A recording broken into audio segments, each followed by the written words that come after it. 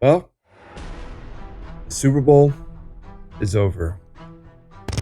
It went how we thought it was going to go. But nobody's talking about with less than 2 minutes to go, the 49ers had the ball on the Chiefs' 35-yard line.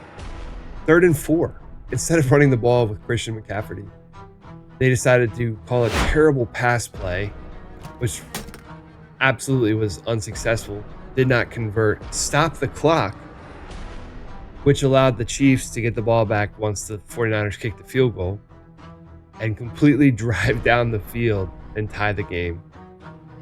Had they have ran the ball there, they would have forced the Chiefs to use their second timeout, but they've also, if they converted, they would have probably killed the clock to 30 seconds, 20 seconds left, kicked a field goal. The Chiefs would not have had the time with no timeouts to drive the field in 20, 30 seconds. Play of the game, a 3rd and long 4, and they blitzed, and they forced the incompletion. McDuffie. That was the game. Before OT. They could have ended it right there. Caught an absolutely terrible pass play with no pass protection. Chris Jones came in there totally unblocked, disrupted the whole play. That was the game right there. They needed 4 yards on 3rd down. Christian McCaffrey was locked in. Game to play. Came to play in the 4th quarter of that game. And the 1st quarter too, until his fumble. They were the better team for 2 hours last night, but after that, everything went wrong. And they allowed Mahomes to be Mahomes. And you don't allow Mahomes to be Mahomes at the end of games if you want to win. And with everything on the line, they did. This was the worst offense the Chiefs have ever had. But Andy Reid is an amazing coach. And this is why coaching matters when you don't have all the pieces needed to win. We are in the opposite situation as Ravens fans. We had all the right pieces. For far too long, Harbaugh's mishaps have been covered up. Let's not forget, in 2018, he was on the hot seat. He potentially could have lost his job that year, but who saved him? Last name Jackson, first name Lamar.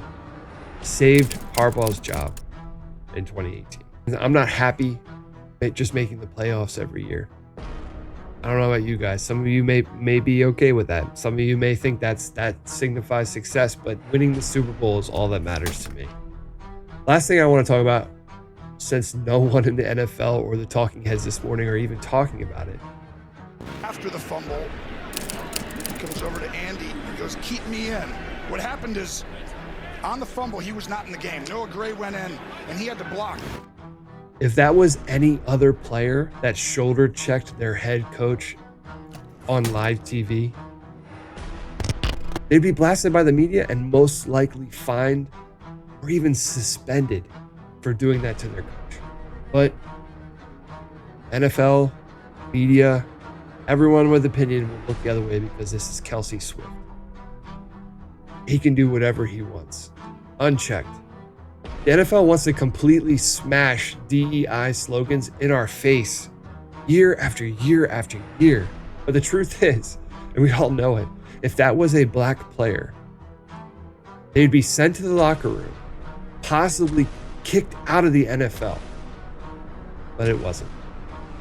It's Kelce Swift. So where is the outrage here?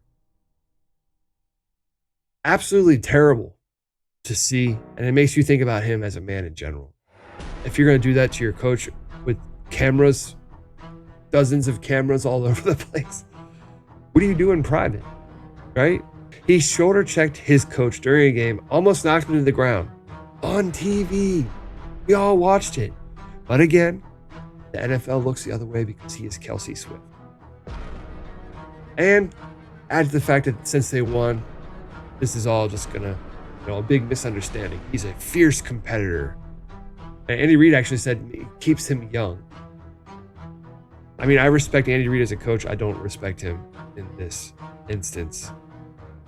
We live in a world where a neighbor hears arguing, possibly fighting at the house next door, calls the police, and now Zay Flowers' career is in jeopardy. Think about that. His career is in jeopardy, but we all get to watch, millions of people watch a broadcast where a grown man assaults a senior citizen on the sideline, and everyone laughs about it.